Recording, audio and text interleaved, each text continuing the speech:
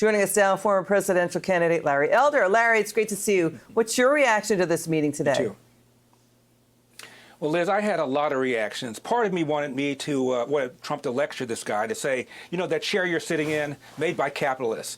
That suit you're wearing, made by capitalists. The socks you're wearing, made by capitalists. The vehicle you came here in, made by capitalists. Part of me wanted him to say that. But I knew that President Trump was going to be gracious. If he could be gracious with Putin and gracious with the king of Saudi Arabia, he could be gracious with a socialist mayor-elect of New York. I also think this. I think Donald Trump realizes that if he pulls off these kinds of things, Mamdani, freezing the rent on 2 million people, trying to run a grocery store by the public sector, free buses, it will collapse on its own weight. Also, I think it's a message to other Democrats.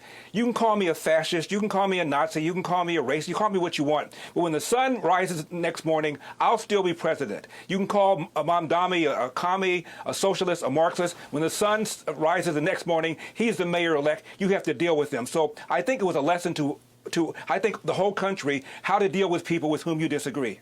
Yeah, you know, it's interesting. What's hanging over Mamdani's head is the president has already threatened to freeze $9.6 billion in U.S. funding to New York City. That's nearly 9% of New York City's budget. You know, Mamdani also said this. He backed off of saying, I'm not going to tax white neighborhoods more. That would be unconstitutional. Right. He said that wasn't my intent. So the one thing they didn't really get into, the president didn't criticize Mamdani on, is his tax hikes that will cost jobs in New York City and ruin affordability even more. That's right. And again, they didn't talk about freezing the rent. I also think this, though, too, Liz. Having been briefly a politician myself, I've noticed something about politicians. They admire politicians who come from nowhere and end up winning. And Trump mentioned that Mamdani started out at 1%. Trump was like that at first, too. And he came out of nowhere, became president. I think on one level, Trump admires this man's charisma and his ability to have won the Democratic primary. Yeah, there's also this funny moment between the president and the mayor-elect. Watch this. I want to clarify your answer to Stephen Nelson. He asked about your comment calling the president a fascist, and your answer was, both President Trump and I have been clear about our positions and our views. Are you affirming that you think President Trump is a fascist? I've spoken about... That's okay. You can just say yes. Okay. All right. Okay.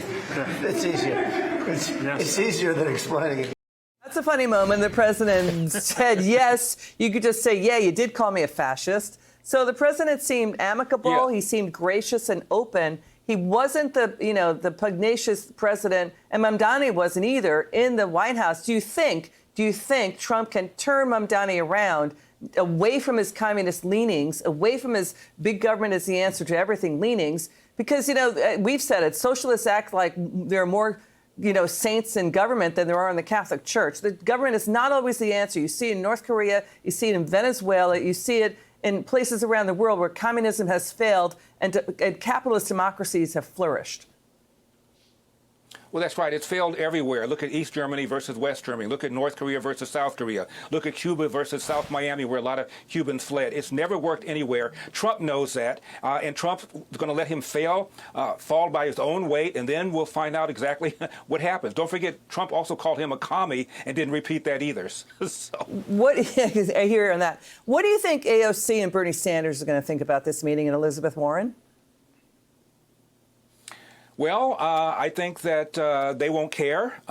They aren't going to change their views at all, even if Mamdani seems to be backing away from some of his harsh views.